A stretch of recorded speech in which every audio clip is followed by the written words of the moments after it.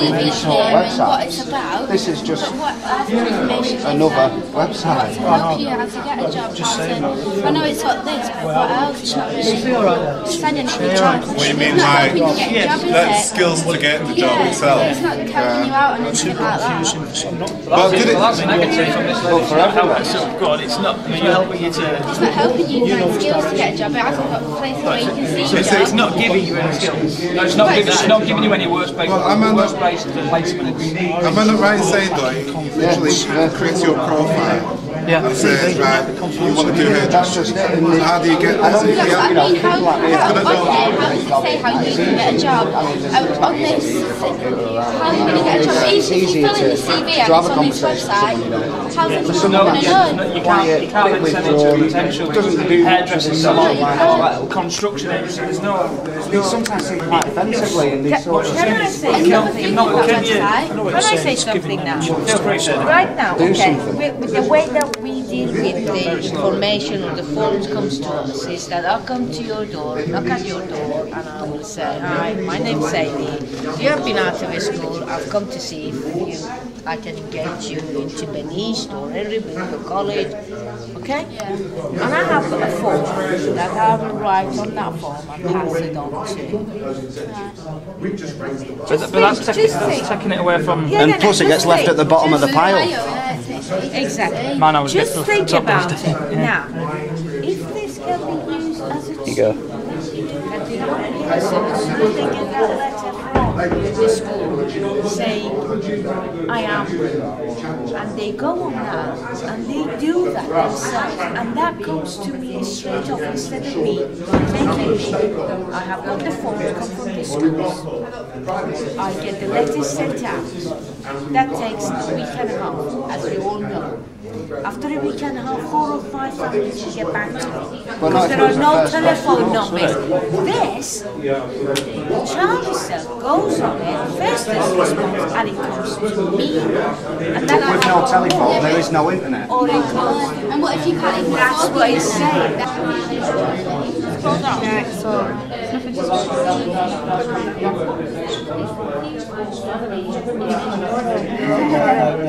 back.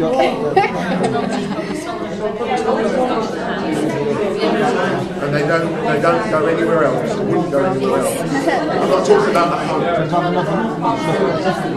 See, that one's not bad. Yeah, that's just plain and simple though. Would you still No, I spoke to libraries, I spoke to fathers, I spoke to kids. Yeah, you can see. Yeah, what's the point of doing that when you just Because most of them said, connections don't have Well, this is to help you to sort of do just to break it down. Yeah, but like connections can do CV for you, because my connections advise you with mine. All I do is just like a rough thing, and you just put it down in like better words for me. Like, what did you learn from that?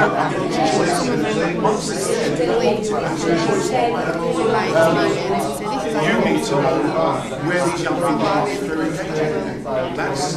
That's something we need to be looking at.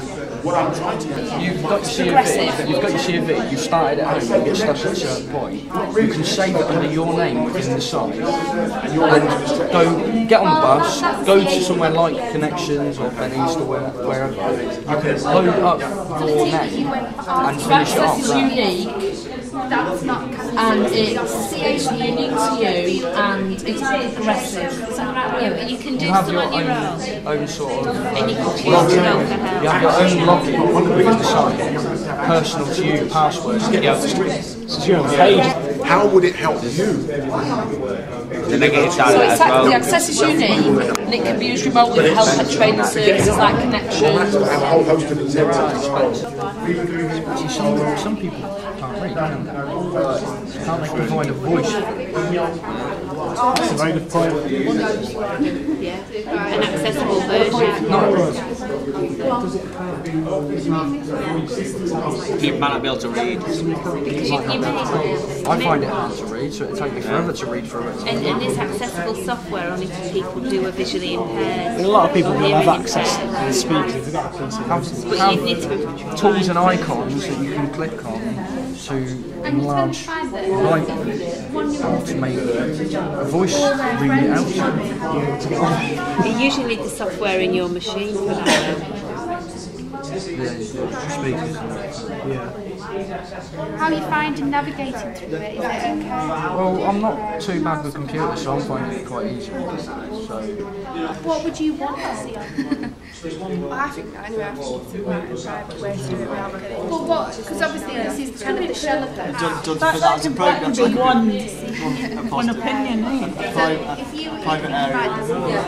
something that can be done. You'd want to see some local jobs probably on there at your level, very clearly. Because why would you know if you can question would we keep that Exactly. You know, we just If they're motivated to get a job,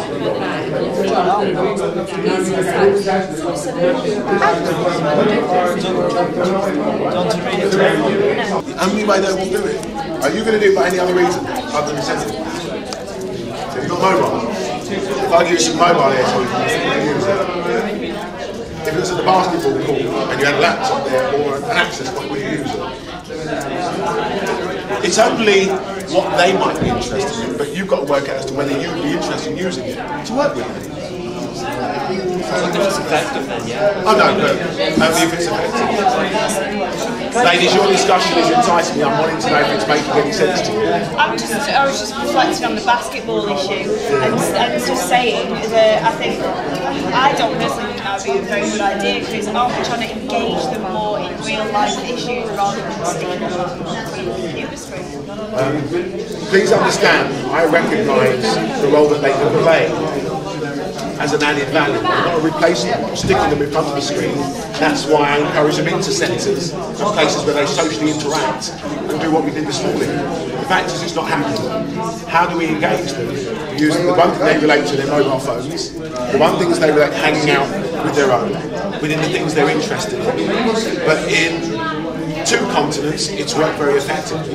The reason being, there was a gap. Can I reiterate? At this moment in time, we have nothing engaging them or building a bridge of some interactivity.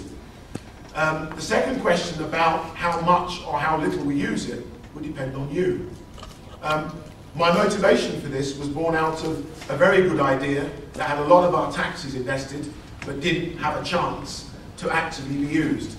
Connections invested 600 million of government money, or government invested 600 million pounds, and it didn't happen. And there was a membership card, and it didn't happen. And I thought that's a hell of a lot of money, and what could have done a hell of a lot of good. Jeff, can you explain in a bit more detail what you mean by that? Because I have heard you repeat it a few times over there about why connections haven't actually worked and what you think has to work. Not connections as it having not worked. There was a similar site and a card incentive that was designed to make more effective the many strands of connections and how it works with other agencies. Not connections as an entity. This particular interactive tool. Correct. So you know the connections card. Yeah, I'm talking about that very same thing. I'll share with you that I conceptualized it. I spent many hours advising on it. It had a lot of money invested in it. And I can't understand why it wasn't given a chance to succeed. So what I did was I got an investment of £6,000. And I thought, against 600 million, let's see if this can't be brought back to life, because the same issues were apparent, but it was meant to simply provide a one-stop shop, gateway, network of simply what we've heard this morning. We currently have a situation where computers are with us. They should not replace. The games that they'll be playing are not Grand Theft Auto, they are actually vocational lifestyle games. We're going to have to provide some alternatives. But if I said to you that I've spoken to everybody in relation to what is missing and what we need, but the one thing I never ever presume to be or arrogant about is what we need to put inside a house. And that's why I use the concept of a house in saying, well, you know, when you always go and you thought, well, I'd have liked the door that way, and I'd have liked the windows a little bit bigger, and I'd have liked the furniture to reflect the colour scheme I would like, the design, the feel, the look, and the functionality. There was a brilliant question asked, who owns the information? Well, I do intend it to be managed by young people with the stakeholders as part of that group You own it. That's how we operate in the Youth Charter. Because young people actually are very good entrepreneurs, and I've met some exceptional entrepreneurs. And by the way, most of the billionaires in this world are under the age of 30 as a result of this particular medium.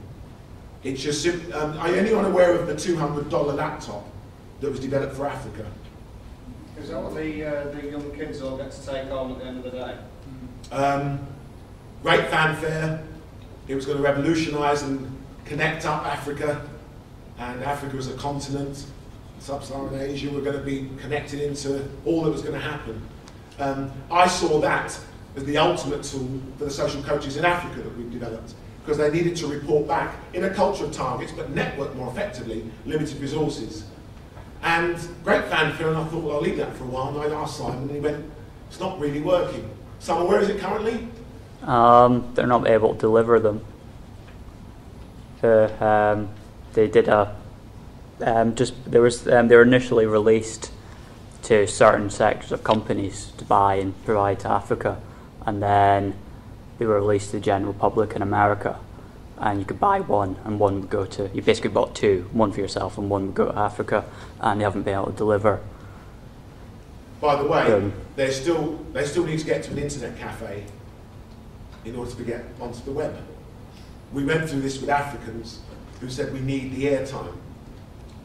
But what I'm saying is, at this moment in time, the facilities, for instance, that want young people or need young people in them because they have targets, can see the merit. And that can be anything from an Asda to a McDonald's, to a library, to a leisure centre, to a connection centre. I estimate there are about 10 different points of entry for young people who would not have access to a laptop at home. Once you've got them engaged into a facility, that's where the human contact comes in. In supporting that, and that's just behavioural lifestyle. That's what they're interested in. But more importantly, why aren't we having forums like this 4 times a year? Minimum or more, once a month. Why? Well, that's why I know that these can't dominate or take over, because this is the best computer I've got, and we've all got a good one. But I think it's how we make them more effective, but recognising this is their generation.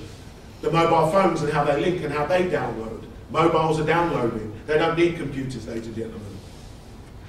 The disability access, already in place. We have Paralympians, and then lots of, from those who have no hands, will have voice activation. Things that I never knew existed. But all I would say is that business, universities, development agencies are all saying, how do we, at the top, make more effective the targets, but whilst reflecting and ensuring that those targets are real and effective. I can't think of anything else at the moment. That's why I said this information provides invaluable information of saying, well, now that we've got the shell, we might design some rooms. And as a result of that, you will all have access with an online feedback on what's been designed as a result of what you have fed back to us. And if we build it to that point, and you realise that's a house that's uninhabitable, because ultimately I'll ask them. Because they are still the individual, the client, or the end user. There are how many websites? Every agency, I think represented, has a website. How do we go to that one-stop shop? How do we achieve a social networking and engagement that actually ends up with these young people having answered and responded to the issues they raised this morning? Bearing that in mind, and if anyone's got any other ideas of how we do that, I am wonderfully welcoming in that ability for us to be able to achieve that. We're expected to be more effective. That's what these were supposed to do. I think they've become effective in that role. I think you have to see how they become humanly interactive. So Africa did provide that hard lesson. We have a website, we have an area that's been designed, but they can't access it. They haven't got the $200 laptop, and they can't get near the internet cafe. But I am talking to Mr. Gates. Anything's possible if you want to do it. What's been developed is invaluable. It still follows what I believe is the price of innovation and vision. You've got to go with what ultimately reflects the mood. And can I ask a question, is there anyone here who has a loyalty card? Yeah. Have you all got one? We got one yesterday, I think. You didn't mind it, did you? Nice added bonus for your valuation though. Certainly. How much are you going to spend? What? How much are you going to spend? Depends on how much the ale is. You didn't mind it, did you? Quite welcome. So why can't they have one? They're going to be the future spenders. And by the way, the private sector have accepted this because they spend billions on trying to find out what they're thinking and what they'll be spending on next. By the way, we're the tightest end of the disposable income. They spend money, big money. You always find the money for things you want to do, don't you? All I'm saying is, I think we need to look at a house and see. By the way, that's wrong. I shouldn't have said a house, I apologise. It's a bit like a block of flats. It is a block of flats. Different floors, different levels, different flats, different ways of doing things. But in those flats, they actually reflect where everybody wants to go, and everybody knows one another, and you haven't got to go too far. And you can then connect with another estate or another approach. But the one thing I do know is this: we have a skills shortage.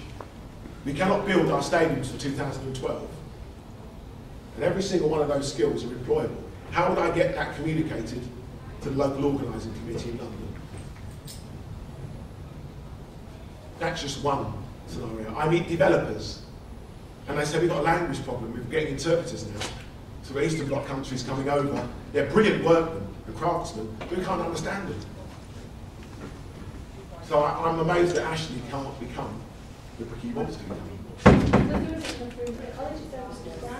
So one of the biggest challenges, the colleges are oversubscribed, and I'm saying we need to take it to the private sector, who are more than willing now to fast track it. But they want to make sure to take in as many application forms then. If they're overcrowded, why can they take in 200 application forms for a course that's only got 30 places? Someone answered. I don't, right? But did someone in luck, sorry? No, well, hey, it's called the numbers game. But is it fair to? I've heard this twice now. Is that a reality? Do you have to forecast? Do you oversubscribe in the hope that? Because to be fair, they don't know whether you're going to turn up or not. Sometimes it can depend on the qualifications they're currently taking at the moment. But they've gotten to that level of course, they're still waiting for the results from the clients. They get assessed as well. The assessment process. And if they fall below, say for example, an E3, for argument's sake, you know what I mean, you're not going to put you on a level 1 course, you know what I'm trying to say. So they get an assessment process, and then I think, I'm not so sure, after that, the possibilities of getting in touch with connections and then they get into Benny's and Henry Vehicles, just to get some form of training of some sort. But initially, they want to go to Blackburn Far College because it's classes Champions League. Is it? Okay. So there's a Premier League. I would say so. Well, we're classed as Beacon College, right? You know what I mean? Now. But it's a place where you can get the qualification. Yeah. You can't get a qualification. Yeah. Then surely, instead of putting money into other things, surely we should put money in, building construction academy. Yeah. Absolutely. You could fill a constructions academy 4 times But over. we don't got staff, this space, the rising cost of I can tell you straight, between my Calpines and those that I sit with regularly, they would fund an academy. They would fund it. It's in their interest to. They're not doing any great philanthropic wish to help. They need skills and tradesmen. We are not going to fulfill a number of our facility requirements for 2012. I've said it, and I'm going as I say it. I know what everyone else say. You can't say that, Jeff. We didn't do it with the Dome, we didn't do it with Wembley, and we haven't got the craftsmen with the skills to build on time. South Africa has a similar problem, but theirs is born out of a far different situation. But in this country, developers are saying, we need skills. Now, if I said to them, we'll build an academy, you fund it, you get your staff in there and fast track them, they will do that. What they want to be comfortable is, because they haven't got the time for the faffing around, they go, well, all that lot that we already pay our taxes to, where's the filtering system? Where do we go? And that's when you had an employers alliance that was saying, how do we fast track? And what they said they wanted was hard workers, enthusiastic, and punctual. Only 3 things they want. You give them those 3 things, they will go to work. And on a building site is where you actually develop that culture. I mean, that's good for the young people who are ready to work, but then we've also got the knee group who don't possess those 3 things. And it's bad. I don't think those issues have been addressed today. I don't think we've got to the underlying issues of our knee group and, you know, how as interagencies we can do that, because that website isn't going to get them. And if Ashley's experience is told to them, well, why should I bother getting out of bed? Because I'll put an application into the college with 800 other people and I'm not going to get a place, so what's the point? And that's the message that's going around Blackpool town. With all due respect, I'm not here to solve your problems. I'm here to provide something that results from 2 years of talking to the original Connections teams, a number of agencies, a number of young people, and that's just my humble experience. I spoke to a Blackpool 6 and those young people inspired what we have produced. If you don't think it will work, that's fine by me. It doesn't particularly enthuse me that we can't find a way or look for a way that actually starts to respond to what these young people want. Now, you said neat, and as I've said, I think sometimes within the categories that we put them in, that's where we sometimes get landlocked into what we think we might be able to do, without remembering they've said they can help. I do see us as silos creating a very problem that sees neat, and I think it's a very, very untidy situation. I think the motivation of what will work and what won't work is what holds us back. I do know this. I do know that mobile phones, I do know that the whole host of how we use the net and how it can properly engage from school through to the vocation and training opportunities of the multi-agency approach we make will better inform me. But if you look at the solutions today, you won't get them. I don't have them. What you have provided will be produced, and that will inform and better positions to be able to engage and to maintain that contact and relationship. But no, I wish it was that straightforward and that easy. That's why I asked what everybody wanted today. By the way, the final case study will do that and answer your question. Yeah. Young people have got to go. I'm certainly grateful to you. You have my details. I'm in contact with Ben East. You're all guests of the Youth Charter. Come down to HQ. And there's a big event happening in May that you'll be invited to. But I certainly think that they have certainly posed us much food for thought. And as I said, they're the ones who'll be able to engage the neat and make them a lot more neat and tidy. Thanks very much for coming. Thank you.